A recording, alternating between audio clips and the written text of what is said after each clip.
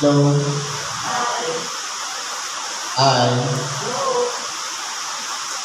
Pangalan po ng dakilang Panginoong Jesucristo, sa mapagpalang maulang na hapon sa bawat isa sa atin. Ito po tayo sa ikalawang bahagi na kung saan ating pong binabasa at inaaral at binibigyan ng buhay ang bawat sitas na ipinagkakaloob sa bawat gawain. Ngayon po, tungayin natin ang unang aralin. Ayon po sa Ebanghelyo ni Apostol Juan, sa Kapitulo 10, versikulo 1 hanggang 16. Lagay po natin ang ating sarili sa presensya ng Diyos upang tayo man po ay mayroong mga kadahilanan, problema man, karamdaman. Yan po ay ilagay muna natin sa tabi at i-focus natin ang ating sarili sa pakikinig ng salita ng Diyos. Sabi po ay ganito: Katotohanan sinasabi ko sa inyo, ang pumapasok sa hindi pintuan ng kulungan ng mga tupa, kundi umaakyat sa ibang daan, ang gayon ay tulisan at magnanakaw. Ngayon po, kung aralin po natin, meron pong itinuturo ang ating dakilang Panginoon na proseso. Kumbaga, sa isang kulungan, meron siyang bakod at meron siyang pintuan.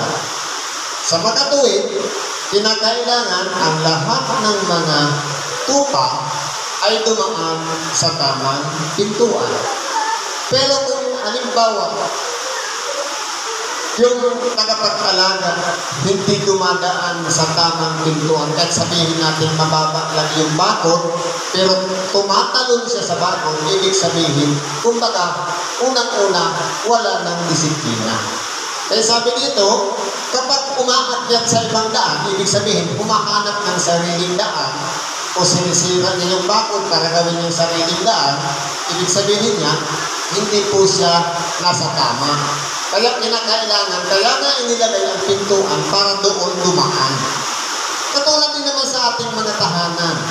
Kapag tayo po ay, halimbawa, pumapasok tayo sa loob ng bahay, namadaan tayo sa pintuan, sa makatuwid, mabuti ang ating ginagawa. Pero kung tayo dumaan sa bintana, o kaya lumusot dyan sa ibabaw ng, dyan sa may ibabaw ng biga, ibig sabihin, matutulad tayo sa magnanakaw kasi hindi tayo dumaan sa tamang daanan. Yun po ang purpose ng pintuan, kaya siya inilalagay sa bawat bahay at ganoon din sa kulungan ng mga tupa. Datapwat ang pumapasok sa pintuan ang siyang pastor ng mga tupa. Dito po, ipinapaliwanag ng ating dakilang Panginoon na idinadaan niya sa proseso ang tamang pamamaraan na ang tupa dapat tumadaan sa tamang daanan. Kaya nga po, inuubliga tayo na hanapin natin yung tamang pamamaraan kung paano tayo makapasok sa pintuan. Kaya nga, kung tayo po ay susunod sa kalooban ng Diyos, halimbawa aanib tayo sa pagkakapatiran, meron tayong prosesong sinusunod na dumadaan muna tayo sa pag-uobserba, sa pagmamasid, hanggang sa masumpungan natin, maluto tayo ng salita ng Diyos, mahubog tayo, mabago yung pag-iisip natin, pati pananaw at handanan natin, magpasakop tayo sa kalooban ng Diyos, kaya tayo dumadaan sa tamang proseso ng pagsunod. Yun po ang halimbawa ng pintuan, kung paano tayo papasok na magpapasakop tayo sa Diyos. Sa makatuwid, kaya tayo nandito, dahil ang sinusunod natin, kalooban ng Diyos. Ang tawag sa atin, follower o tagasunod. Ibig sabihin, sa loob ng isang iglesia, ang naghahari po yan walang ibang kalooban ng Diyos. Dahil sayang naman yung panalangin natin, mangyari nawa ang iyong kalooban o ang nasusunod pa rin natin sarili nating kalooban.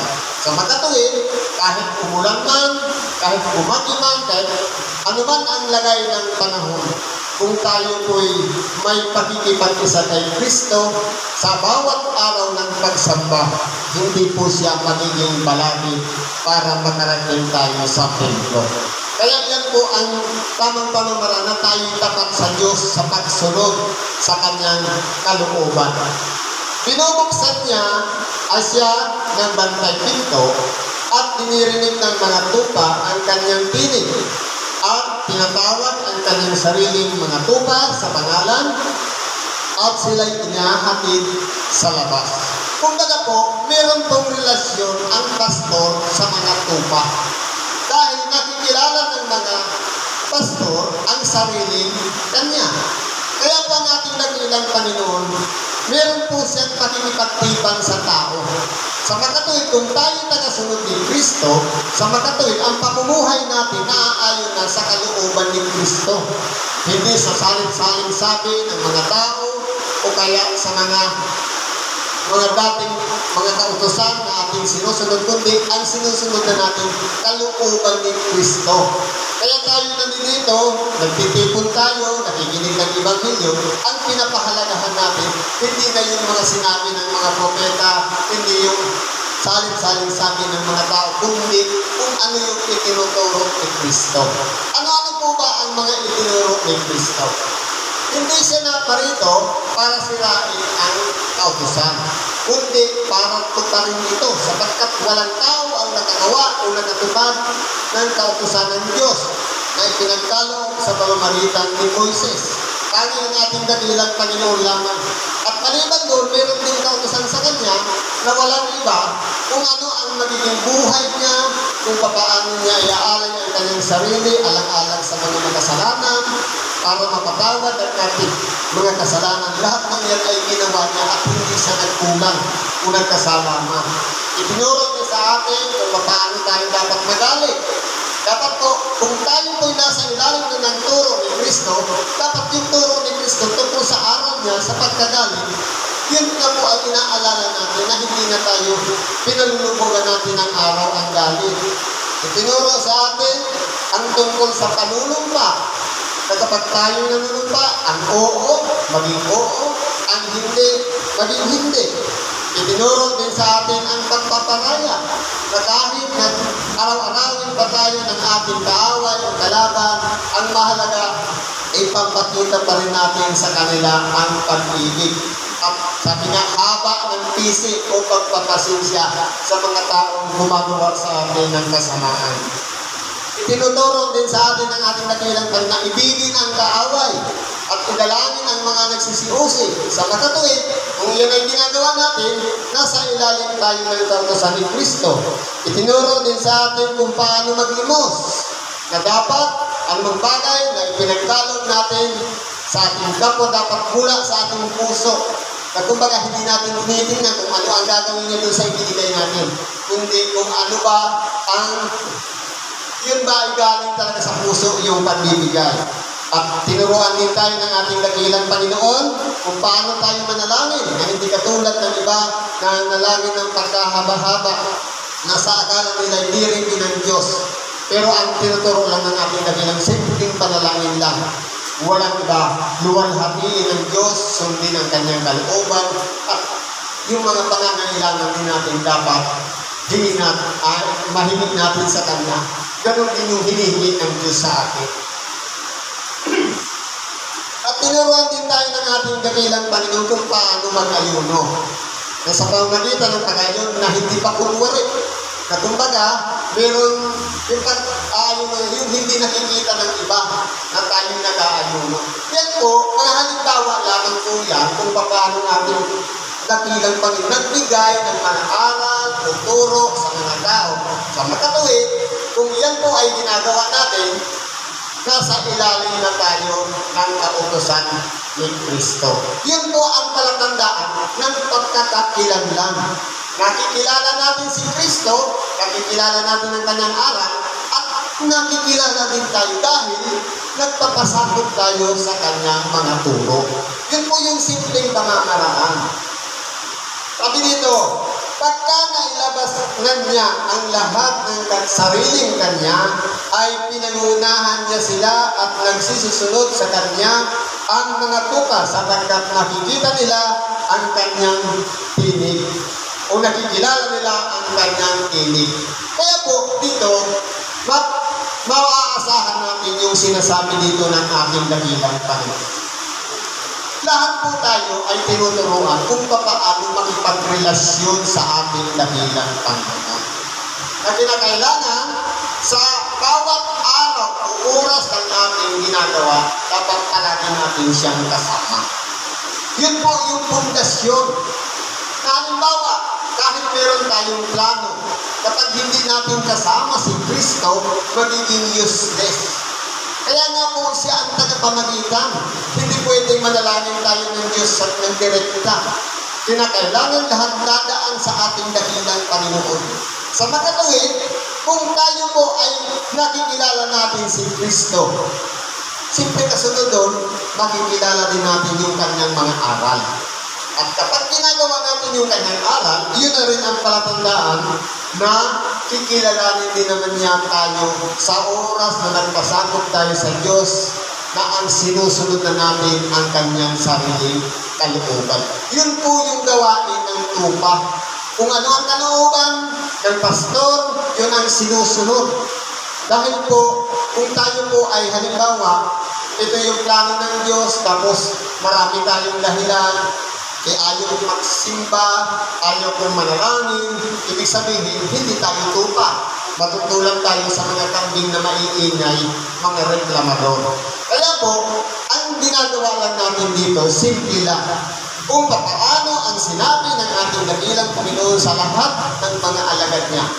Isa lang ang sinabi niya, follow after me. Sumunod ka sa akin. Sa makatuwid, nasa atin na po kung gagawin natin ang kalooban ng Diyos o gagawin natin yung sarili nating kalooban. Pero kung kalooban ng Diyos ang masusunod, let thy will be done. Kinakailangan ang pagpapasakop at ang pagsasakripisyo ng sariling gusto natin para lamang masunod ang kalooban ng Diyos. At sa iba, hindi sila magsisisunod, kundi magsisitakas sa Kanya sapagkat hindi nila nakikilala ang tinig ng mga iba.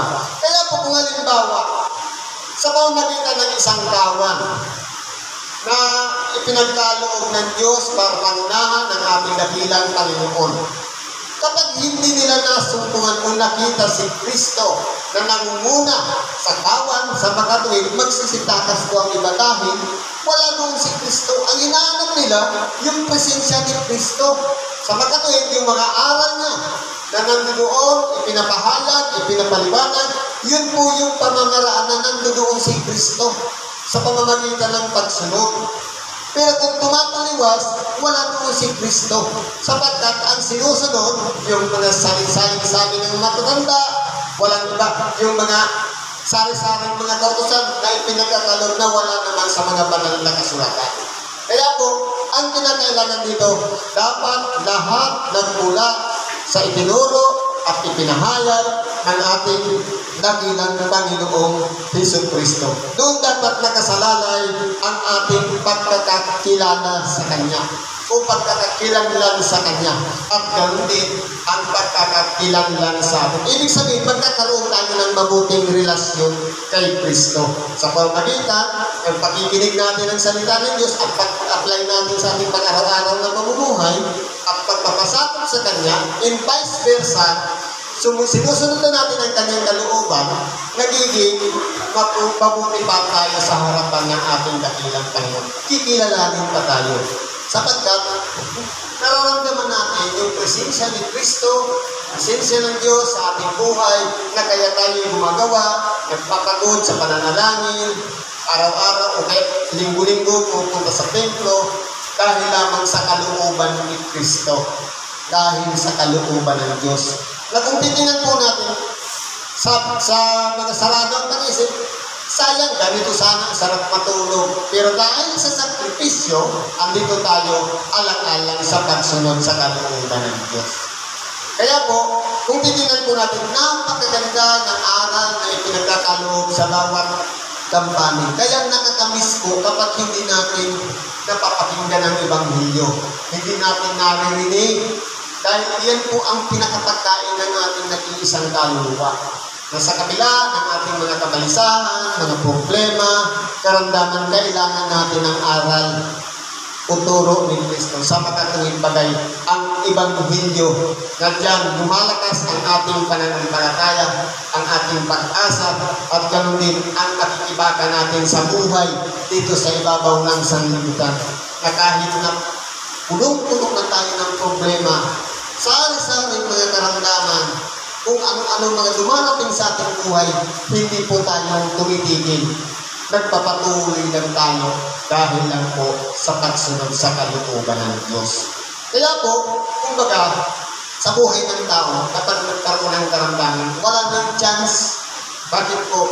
Kasi may karamdaman ka na, pinuntahan mo rin, isa rin taong nagkakaroon din ng karamdaman. Sa makatuwid, may sakit, kung ka sa doktor na nagkakasakit din, minsan nauna pa nga mamatay ang doktor. Bakit hindi natin ilapit kay Kristo ang ating karamdaman? Siya lang po ang dakilang manggagamot na nakakaalam kung papaano ginawa o nilikha ang tao na kumpleto ang kanyang mga sistem mula sa skeletal, vascular, digestive, kumpleto yung pagkakagawa ng Diyos niya. Kaya kung titignan mo, tumatagal ang buhay ng tao hanggang 120. Kapag naiingatan natin, dipindi po kasi yan sa disiplina ng ating mga sarili, na higap na ng higap, hindi pa natutulog. Sumisinop na, hindi pa umiinom. Kaya yan po, mga alarm yan ng ating katawan. Kumbaga, inuubo na, ayaw pang magpagamot, hinihintay pang lumala. Kaya po, kung titignan po natin, yan po ang sinasabi kanina, unang karamdaman.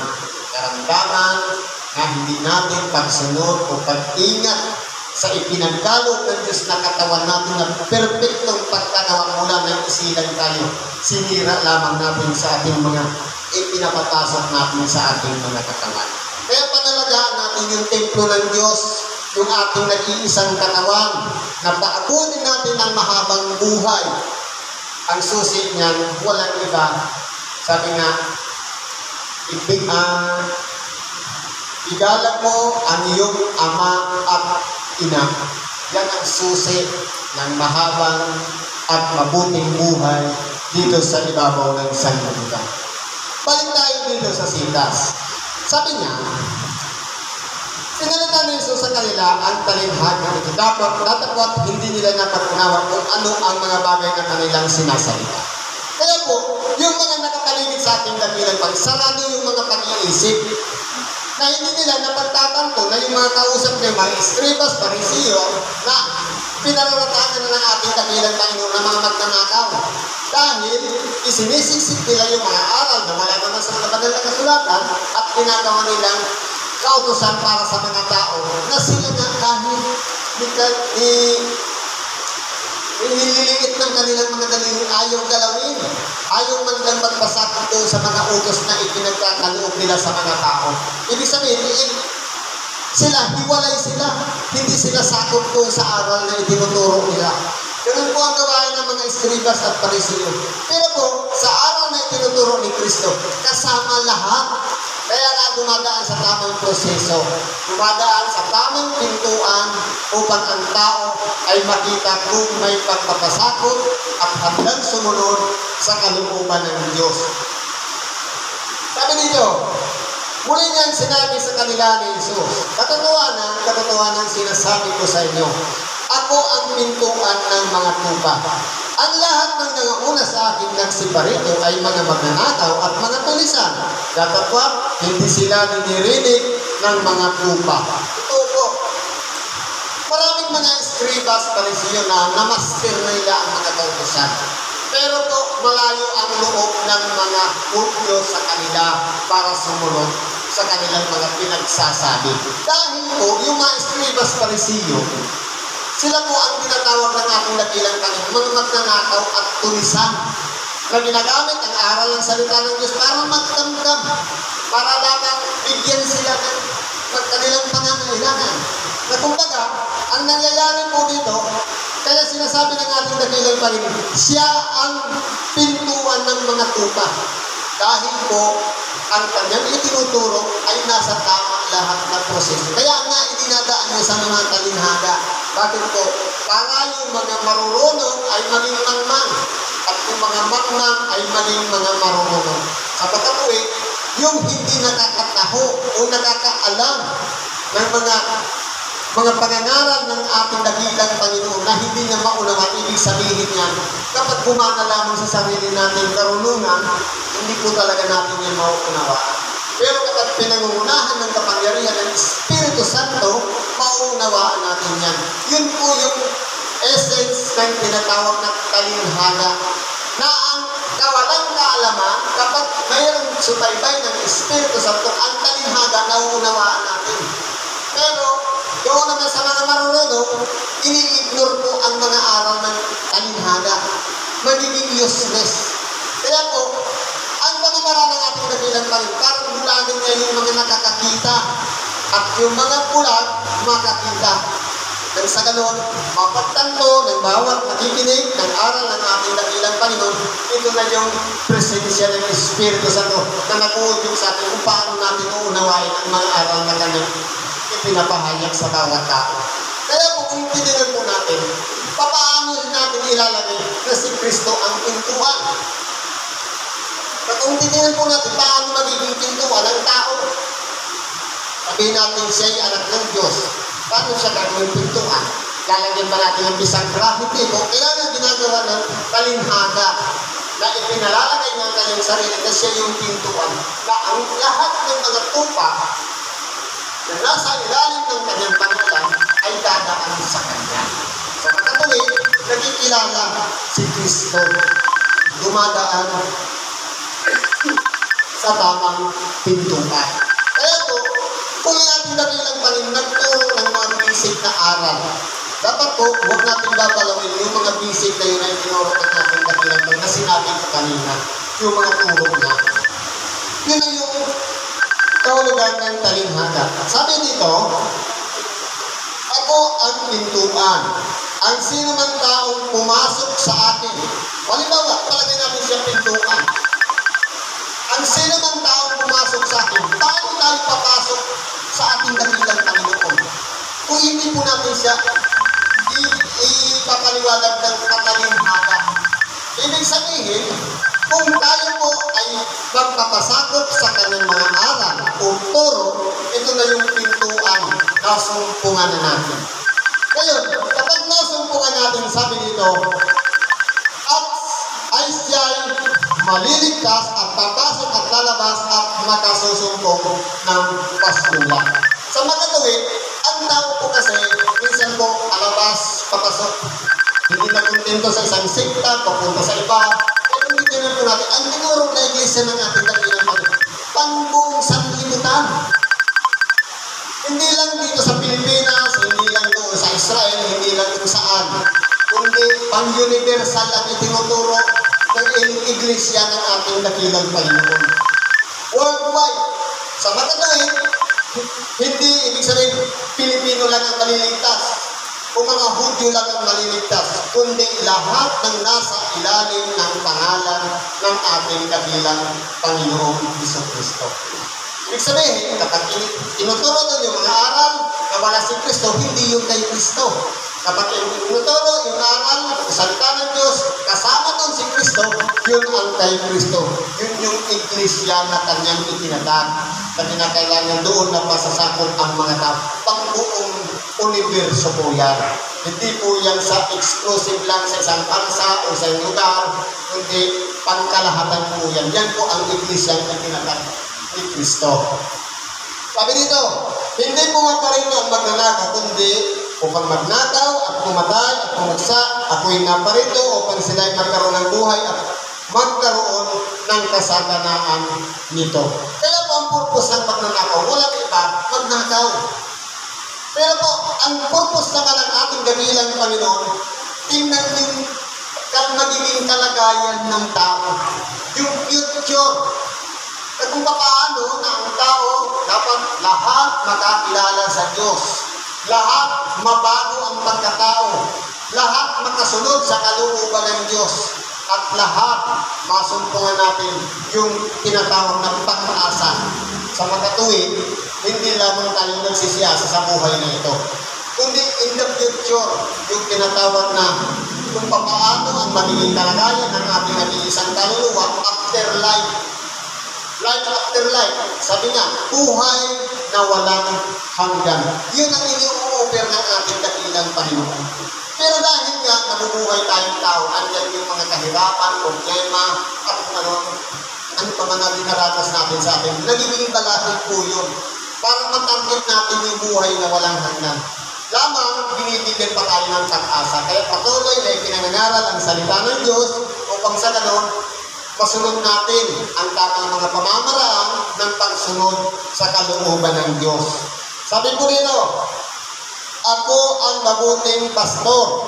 Ibinibigay ng mabuting pastor ang kanyang buhay dahil sa mga tupa. Sa makatuwid, yung halimbawa na ginawa ng ating dakilang Panginoon ng pagiging pastor, na kaya niyang isakripisyo ang kanyang nag-iisang buhay alang-alang sa bawat nakasunod niya. Ibig sabihin, kaya niyang isakripisyo. Kaya niyang ibigay ang kanyang buhay. Hindi siya natatakot. Ni kahit kamatayan niya, kahit na alam niya na ang mangyayari sa kanyang buhay, nagpatuloy pa rin po siya. Na minsan na nga, parang gusto niya nang sumuko, sabi niya, kung maaari sana lumagpas sa akin ang sarong ito. Pero, mangyari ang sa iyong kalooban at huwag ang sa akin. Kaya po, kung titignan po natin, nasa kalagayan ding tao ang ating dakilang Panginoon na nasasaktan. Nagdurugo ang kanyang puso, pero alang-alang sa mga tupa at sa kanyang pagiging mabuting pastor, handa niyang ibigay ang kanyang buhay alang-alang sa bawat tao. Kaya ibinilag niya sa kahiyan ang kanyang sarili doon sa krus ng Kalbaryo. Dahil sa kabila noon, marami pa siyang pinagdaanan bago ipako sa krus. Pero ginawa niya yan dahil nga siya ang tunay na halimbawa ng pagiging isang mabuting pastor. Na handa ng isang sakripisyo, na bagamat sabihin na nasa anyong Diyos, hindi niya inaring isang bagay panangnan ang pagkapantay niya sa Diyos, kundi hinubad niya, naging masunurin siya hanggang sa kamatayan sa krus. Ito po, naging tapat siya sa Diyos. Kung ano ang layunin ng Diyos, ang purpose ng Diyos kung bakit siya bumaba dito sa ibabaw ng sanglibutan, para tubusin lahat ng mga tao, maging nung tao ng panahon yun, at hanggang sa mga tao na hindi pa ipinanganak sa pamamagitan lamang ng pananampalataya, makakalapit na sila doon sa katubusan ng ating dakilang Panginoon. Meron pang chance para tayo'y magtamo ng buhay na walang hanggan. Kaya po, kung tayo po'y nakasakop na kay Kristo, dapat po, nandun naman yung katapatan natin sa Kanya ng pagsunod alang-alang sa pananampalataya na kung paano tinawag tayo ng Diyos. Iba-iba pamamaraan. May tinawag dahil sa karamdaman lamang. May tinawag dahil nakarinig ng salita ng Diyos. Pahalagahan po natin yung pamamaraan ng Diyos kung paano tayo nasumpungan natin sa ating buhay na meron pa palang chance. Kahit 50-50 na ang buhay, kahit mahina na, may chance pa pala dahil doon sa buhay na walang hanggan, wala na doon karamdaman, wala na doon paghihirap. Tayo pa rito, ang nagtataupa at hindi ang pastor na hindi may-ari ng mga tupa ay nakikitang dumarating ang lobo at pinababayaan ng mga tupa at tumatakas at inaagaw sila ng lobo at pinangangalat. Kaya po, sa pagiging pastor, itinuturo dito na kinakailangan may concern sa bawat kapatiran. May concern sa bawat tupa. Na kumbaga, kapag dumarating man ang mga problema, mga pagsubok sa ating buhay, dapat po palaging nagdiliyan, handang ibibinsa, handang magpatuloy, hindi naghihimagod, kundi tinutulungan ang bawat isa. Kaya po, pwede naman natin gawin sa ating sarili ang maging pastor sa ating kapwa. Halimbawa, kapag meron tayong gustong mga ideya na mabubuti, na ayon sa banal na kasulatan, ito'y makakatulong sa atin, bakit hindi natin i-apply sa pamamagitan ng pagsasadyes? Yun ay pamamaraan na kumbaga, tayong lahat ay may pagpakahalagahan sa bawat isa. Sapagkat ang pastor, sabi dito, handa niyang isakripisyo ang kanyang sarili alang-alang sa ating mga tupa. Na kahit man dumating ang mga lugo, dumarating mga nadagok sa ating buhay, hindi po tayo nangihina ng loob, kundi lumalaban tayo. Dahil kaya natin yan. Hindi tayo nag-iisa. Nandiyan yung presensya ng Espiritu Santo, nandiyan si Kristo na nasa buhay natin. Ang gagawin lang natin, magpakumbaba tayo at magpasakop. Katulad ng ginawa ni Kristo, kaya po siya nagtagumpay dahil lamang sa pagpapakumbaba. Laging masunurin siya. Simple lang naman po yung pamamaraan para mag-survive, para magtagumpay. Ang maging humble sa bawat isa. Yun ang halimbawa na ginawa ng ating dakilang Panginoon na nagtagumpay siya sa pagiging pastor niya.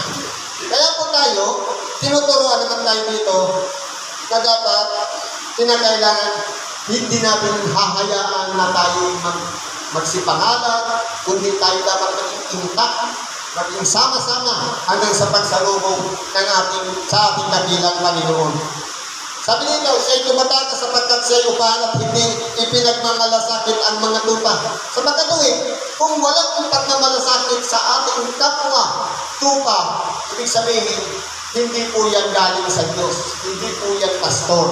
Kundi kapag may problema na, lumalayo na, umiiwas na, kundi dapat tinutulungan at nandiyan palagi para tulungan tayo hanggang sa tayo magtagumpay. Sabi dito, ng ating dakilang Panginoon, ako ang mabuting pastor at nakikilala ko ang sariling akin at ang sariling akin ay nakikilala ako. Ito po yung magandang relasyon. Kung si Kristo ang kinikilala nating pastor, dapat kilalanin natin siya bilang pastor at dapat kilalanin din niya tayo. Dahil po, kung halimbawa, kilala natin si Kristo, alam natin yung kanyang aral, pero hindi niya tayo kilala. Ibig sabihin, ipagkailang pa tayo ni Kristo pagdating ng panahon. Kaya po, ang susi dito, hayaan natin, maramdaman natin sa ating puso ang presensya ni Kristo. Na siya'y nandiyan para tayo sumusunod sa kanyang kalooban, yung kanyang mga aral, isinasabuhay natin. Nandiyan po siya. Siya ang tumutulong sa atin. Siya po ang nagpabago sa atin.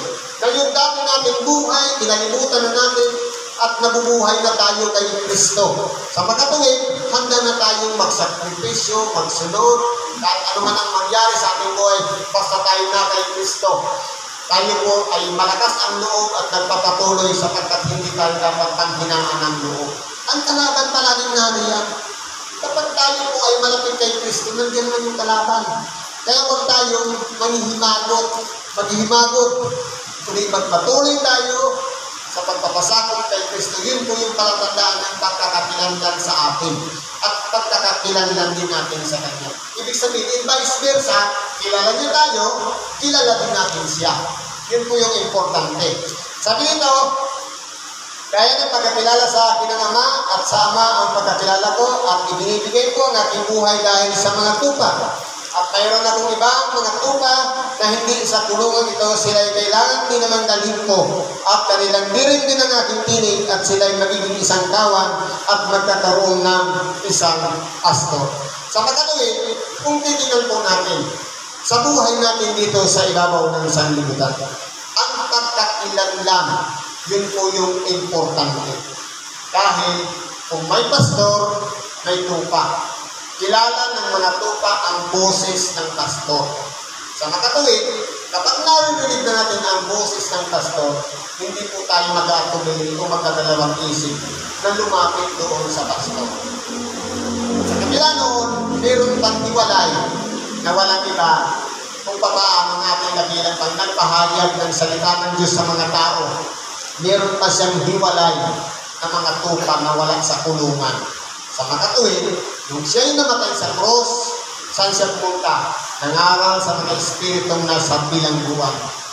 Yun naman ang pagpapatuloy ng kanyang gawain sa buhay espiritu na sila'y nagiging isang tawag din at magkakaroon din ng isang pastor. Sa makatuwid, yung 3 taon nangaral si Kristo ng Ebanghelyo, 3 araw din nangaral sa mga espiritu nasa bilangguan. Ito yung ibang tupa na wala sa kulungan o sa kalagayan ng mga tao na kinakailangan din makarinig ng aral o kaya marinig nila ang tinig ng pastor sa makatuwid ang ating dakilang Panginoong Jesucristo. Naway sa pamamagitan ng araw natin napakinggan sa oras na ito, ano po ang naging karaingan natin? Kahilingan man sa Diyos, ipagkatiwala natin lahat sa Kanya. Karamdaman man ang hingin natin, kagalingan. Kung tayo man ay nakapakinig ng salita ng Diyos, ito na yung simula para tayo ay makapasok sa pintuang magiging. Salamat sa Diyos at ipagkatiwala natin lahat sa Kanya. At isang magandang hapon sa bawat isa.